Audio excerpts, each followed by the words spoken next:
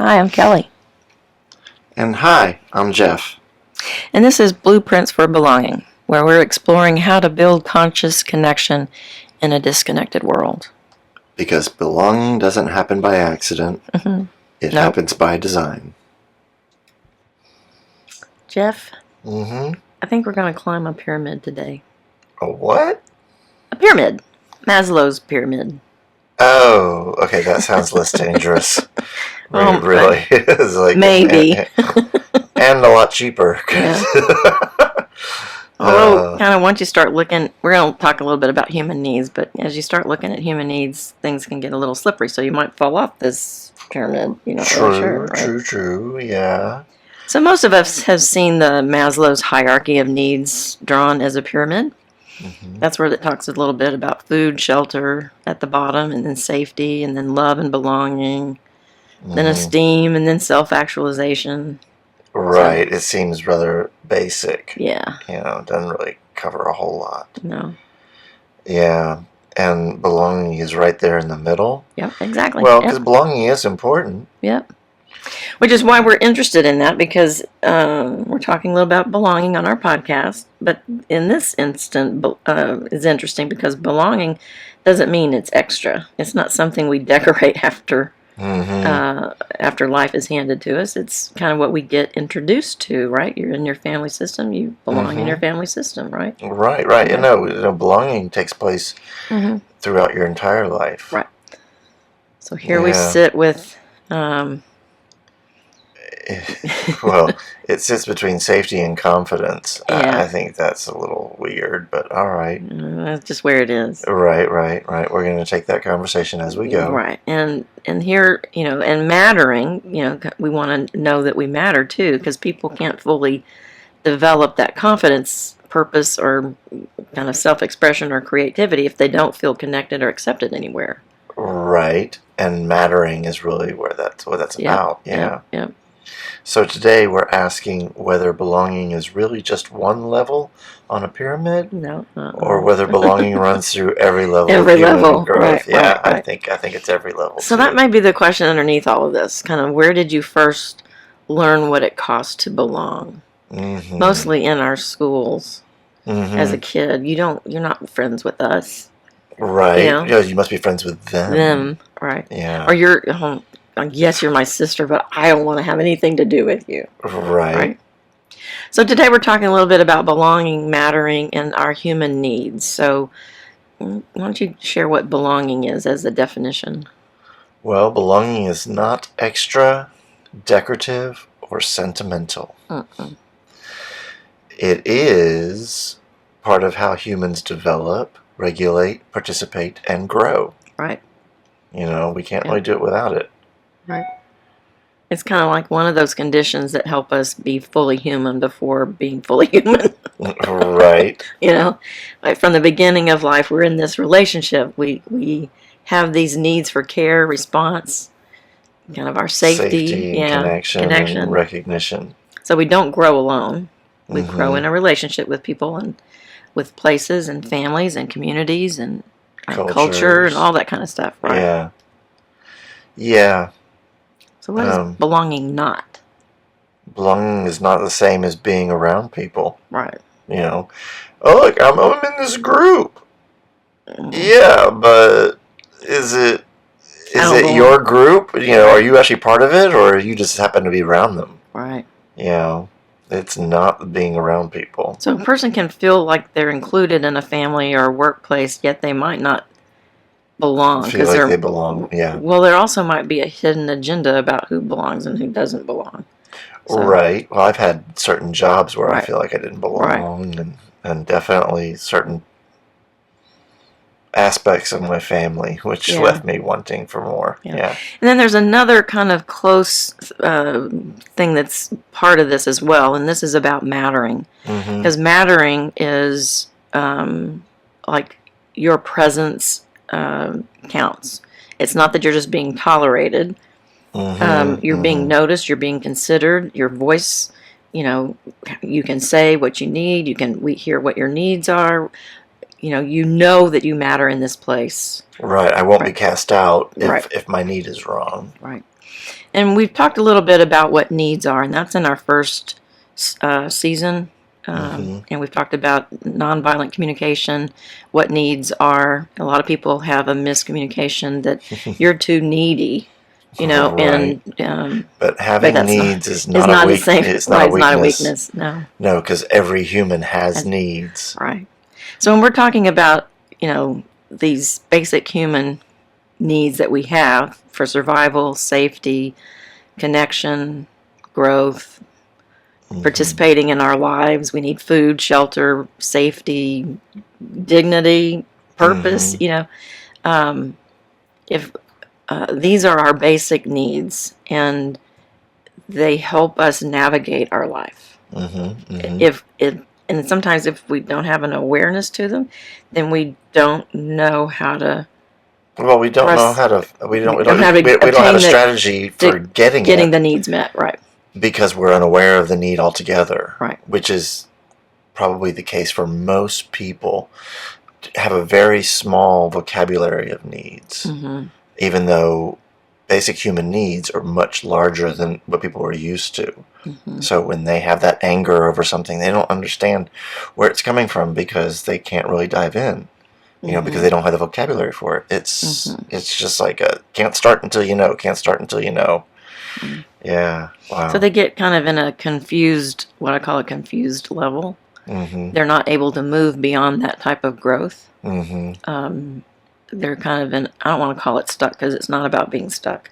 It is they have everybody has the ability to move. It's about choice, and if I'm not aware of what my choice, the choice to move, if I'm not aware of that choice to move, then I might stay in that space. Like you're sitting here. Because it's safer. Right. Well, you're sitting here in my house. You could leave anytime you want to. I could, but I like it here. So the key point is that belonging isn't the experience of having one place to meet your, or make your presence make sense. Mattering is that experience of knowing that your present counts, and needs are these human conditions that support our survival, safety, connection, dignity, and growth. So, so today we're talking about Maslow's hierarchy of needs. And so everybody's probably seen that little triangle. And so, but a little bit of background of who Abraham Maslow was. He's an American psychologist, and he was kind of one of the major voices in the humanistic psychology. Kind of what was going on during his time was psychoanalysis and behavioralism. Those were, Freud and Adler and right, the big three, the right. 3 Vs, right. Yeah, the 3 Viennese dudes. Well, Frankel, they're Austrian. Well, yeah, they were. I think they were Austrian. Yeah, they were all Austrian. Yeah. Anyway, so psychoanalysis focused on our unconscious conflict, kind of these wounds, kind of what was broken in our life, and behaviorism kind of focused more on kind of conditioning and reward and punishment. And then Maslow said, I don't necessarily want to throw those ideas away, but he believed that psychology needed a little larger question that they weren't really paying attention to. And this is kind of where his theory came in. It's not about what's wrong with people, but also about what's going well with them. What supports their growth, what helps them become more human. Right. What helps them grow through that process. Yeah. Because he was a smarty pants. He was. So anyway, so his theory of needs is what he came up with. Yes. He did not come up with a pyramid of hierarchy. No, that was another dude. Right. That was Charles McDermott. He was in business management education. Right. And he needed a graphic, a way to show, and so he came up with the pyramid. But that was not Maslow at all. He did not create the pyramid. He took his theory and squashed it into a pyramid. Right. So his theory is about these psychological needs that everybody has. We need, especially for our bodies, we need food, rest, shelter. We need that physical survival. So if we feel threatened, that's that part of that psychological safety that we're trying to get met. Yeah, and then you have physiological needs, which are needs of Mm-hmm. the body, Mm-hmm. which include food, water, rest, shelter, physical survival, and Mm-hmm. health. Mm-hmm. You know, those are, I would consider those like the basic needs. Mm-hmm. It's like we all need And those, when and those we need needs are those met, now. then we feel okay with where we are, right? When Yeah, those needs yeah, are we met. feel alive and functioning, Mm-hmm. and everything's great. Mm-hmm. Yeah, safety needs are the needs for protection and stability. Mm-hmm. Well, maybe in another timeline, but not right now. So then, yeah, then Maslow says, we have needs for love and belonging, and those kind of are those needs for connection. And this includes affection, kind of our friendship, our family, Intimacy. being accepted, having meaningful relationships, And he says, in his theory, he says, love and belonging come after safety and before esteem. And that means that he placed himself kind of in between safety and esteem. It wasn't something, that was not something that was added by the pyramid. It was just a way for him to show kind of what was kind of this, what he called a hierarchy of what needs that they needed to go through. So, however, then he talks a little bit about esteem, and those are those needs for dignity, respect, and worth. And this is where I think mattering fits in. Because when I have that dignity and respect, I'm getting verification that I matter to someone, or that I'm mattering to myself. And then he talks a little bit about self-actualization. That's where that need to grow into a fuller responsibility about our life. Not just, dealing with the other, getting my food and feeling I have in a safe home or fitting in someplace, but I'm seeing the bigger picture of the world. But then later in his life, Maslow talked a little bit, and this was not really included that much into the self-actualization. This is a little bit something else that he was interested in, and that was transcendence. And that's where transcendence moves us beyond becoming just our best self and points more toward the contributions that we're making, toward having that compassion for ourselves and others, and being of service. And something I like to talk about is awe. Have you ever taken an awe walk? An awe walk? No. So an awe walk is you go out for a walk and you find and pay attention to the tiniest flowers. Or the other day, I saw a mushroom that was red. I've never seen a red mushroom, a redhead mushroom. But you're just paying attention for those little things, and the awe. Or watching. Yesterday it was, or the other day it was a full arc rainbow that we were able to see, and it was just, that's that awe of life. So anyway, so in some ways that's that connection to something that's larger than ourselves. And why that matters is because growth is not just personal. It's at its fullest, growth becomes relational and meaningful beyond just ourselves. So right, when you actually start participating in the outside world. Yeah. Yep. Yep. Right, and even though Maslow placed love and belonging between safety and esteem, real life is not always that neat. In fact, it just is not that neat. Period. Too bad. Yeah, it should be. It could be. I don't know that it could ever be. With humans, there's we're many messy. variables. No, we're messy. Yeah, we're messy. We're messy, and we're not perfect. and we're not conscious of a lot of things.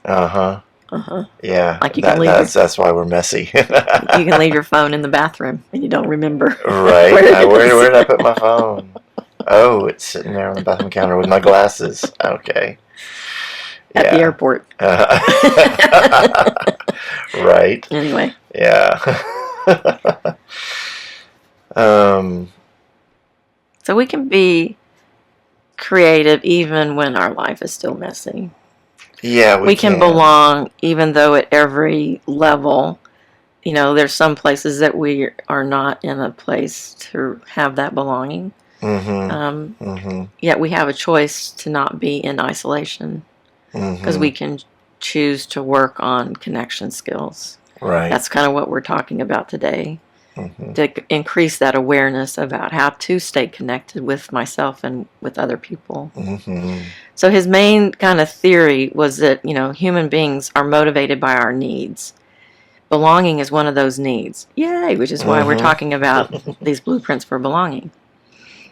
Yet it's also kind of woven through many other needs because people grow. They figure out how to work in their relationships, how to belong to other people, and be in a relationship.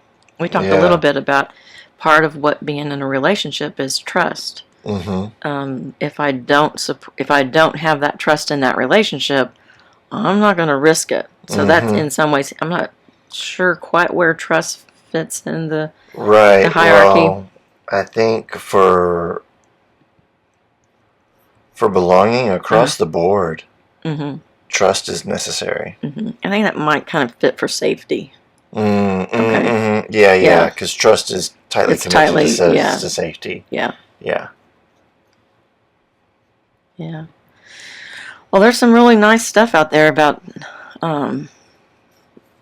his nice little images of hierarchy, Maslow's hierarchy. So anyway, we talked a little bit about that, but now I kind of want to shift this a little bit in a little bit of a direction. Right. That belonging is not just simply being around people. That's right. Because being around people is called proximity. And that just means people are near us. Right. They might be in the same house and workplace, but have you ever been around somebody you're in the same house, you're the same place, and yet we don't really like each other. We don't talk to each other. Right. Yeah. So being accepted by people is part of that inclusion. Inclusion kind of means that we have access to that room that they might be in, and we might be invited, counted, be included in that group. Sometimes we are, and sometimes we're not. So, so belonging goes a little deeper than that, just proximity and inclusion. Being known and allowed to participate as yourself is much more belonging. Yeah. Because if not, then it shows up as... If you can't be yourself, then you're in a relationship that is expecting you to behave a certain way. So we talked a little bit about that, and I kind of called that performance relationships. Right. Yeah. So a person can attend a church and feels like they belong. They can be in a school, they feel like they belong. They feel like they're in their workplace, they feel like they belong, or even in a family system. And yet, even in those places, sometimes there's kind of conditional inclusion. Well, yeah, because you're unseen. If you're unseen, it's hard to belong. Well, I'm going to share one personal story. Okay. I was married once before. And when I got a divorce, I was told I didn't belong in this church because I was going to go to hell because I divorced. Jeez, Louise, you can't pray with us because you're going to hell. You're going to contaminate us. Right, you're going to influence everybody. Wow. So just because we have that physical presence, there's still part of this process that we're working on about belonging, and that is creating these skills and understanding of how connection works, and we'll get into that later in some other episodes. Yeah, we're just trying to give you this overview about what belonging is and what it looks like. So we're talking right now. We're talking a little bit about conditional belonging. So that's like you can stay if you behave. Right. You can stay if you do this for me. Right. It's like, and if you agree. Yeah, if you agree. You have to also stay quiet. Don't challenge us. Right. And if you make us uncomfortable, you're out. You're out. Right. If you can stay if you perform the version of yourself we prefer. Yeah, so do what we expect and you'll be fine. So true belonging is really about what? Well, you're allowed to be a real person here. You can be yourself, and that's fine. And whatever thoughts, needs, questions, limits, feelings, or feelings, anything is showing up is all right here. Right. And you shared about a group that you were a member of before. Mm-hmm. What was that group? Well, that was a group of friends of about 30 friends. And they turned out, so I was unaware of it for so long because I was with them for like 30 years. Mm-hmm. And it felt like family when I joined. Yeah, I was like, oh, yeah, it's just like my family. Well, my family had a couple narcissists in it. And so does this group. Yeah, and it became evident that the leader of the group was the one calling all the shots. So it was conditional people. Belonging. They were manipulative. Right. They told you lies if it served their purposes. Yeah. And as long as you did what was expected of you, like my job on 4th of July was to cook breakfast on Sunday. And I was also the photographer of the group. And that just sort of happened. But, and it's like, and then I extricated myself from the group. Well, I no longer have to cook on Sunday of 4th of July. And I don't have to take pictures of everybody's parties. So in some sense, you belong to that group.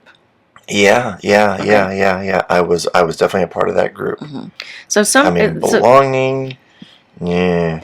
So we're talking about belonging. So we want to make sure that belonging is not about, because you can belong to a hate group, and you can belong to all these other types of groups that hurt and harm others. So looking for a group that meets those same that aligns with your values, and your integrity, and right? Your integrity, right. Yeah. And so on the happier side, the first of the big annual events that I missed of that group because I had extricated myself from the group, I actually spent at a retreat put on by our good friend Brooke Summers Perry. And I was writing in my journal about it because I was like, wow, I'm not doing that, but now I'm doing this, and I love these people so much more because they aligned with me. So that you felt safe in that group. Oh, absolutely. So much safety in that group. Okay. It's crazy. So that's at the bottom. Well, or at the bottom of Maslow's hierarchy. Oh well, yeah, but we're not talking about it. It's not Maslow's hierarchy. I know, anyway. We're not. It's not Maslow's pyramid, that's for sure. I'm just trying to show you where you might have been. Right. Yeah.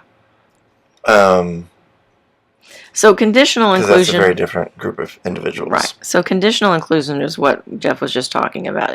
We often are included as long as we measure up to how they want us to be. And so that's not what we're talking about in our belonging of what we're sharing. And not every form of belonging here is what we're talking about is going to be healthy, humane, or life-giving. People can feel like they belong in a group around hate or fear, control, or whatever. That's not what we're looking and longing for in this podcast. We're looking for that type of belonging that is it's like coming home.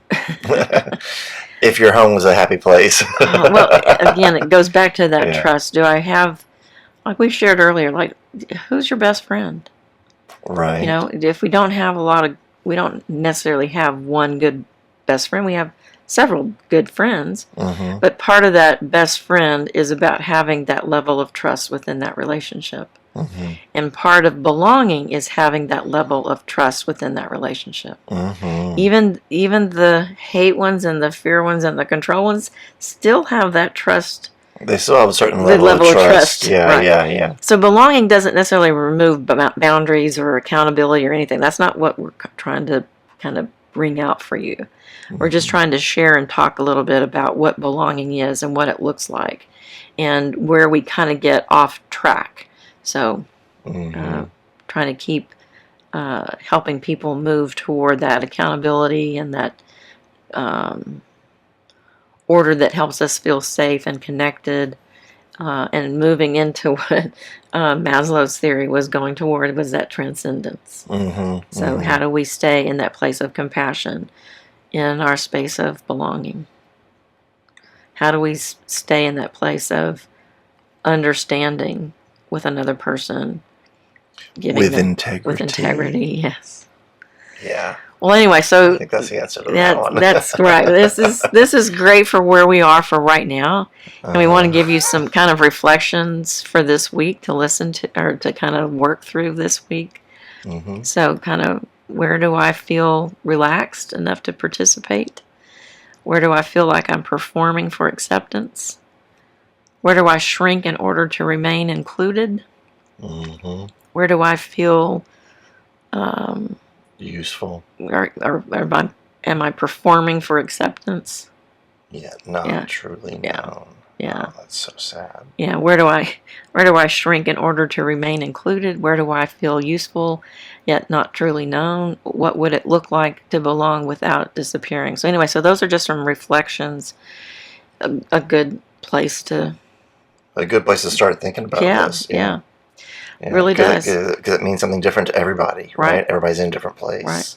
Because when we're talking about belonging, we're not just talking about having people around us. So. Right. This feels like such an important place to begin, really. Mm-hmm. Mm-hmm. Yet we're in season 2. Yeah. Yeah. So, so we're not just talking about having people around us and feeling safe. Mm-hmm. So, we're talking about whether we feel safe enough to be heard or feel real. Mm-hmm. Whether we've had to trade parts of ourselves in order to stay connected. So. Right. That's the world of architecture for me. Yeah. Yeah. So where did you first learn what it costs to belong?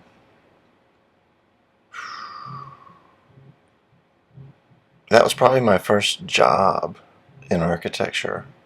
Mm-hmm. Mm-hmm.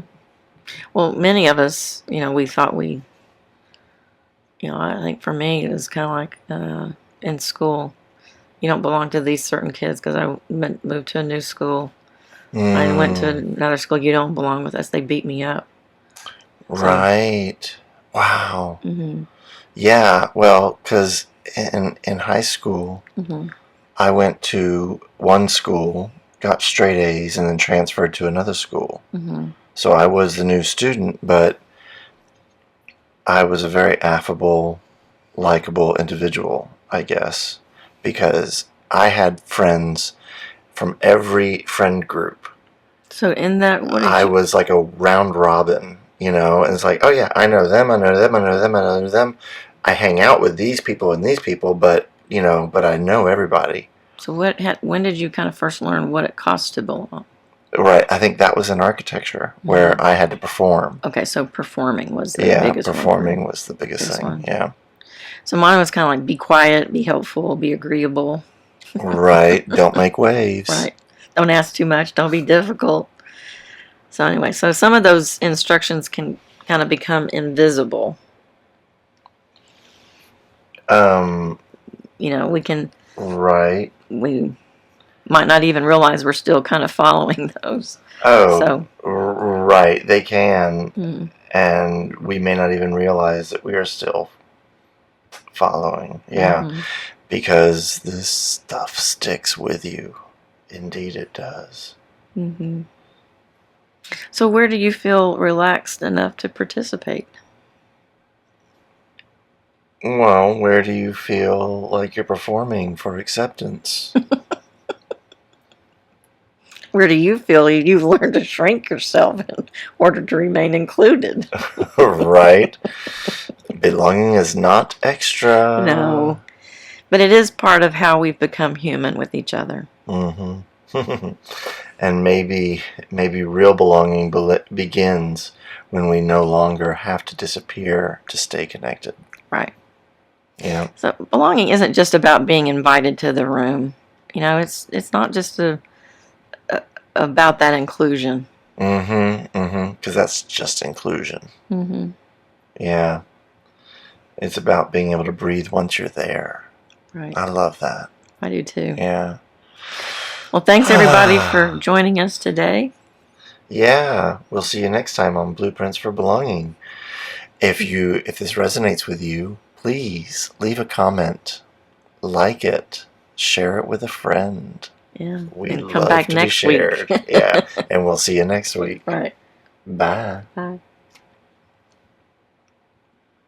Thanks for listening to Blueprints for Belonging. If you enjoyed this episode, be sure to follow, leave a 5-star rating for us, and share it with a friend.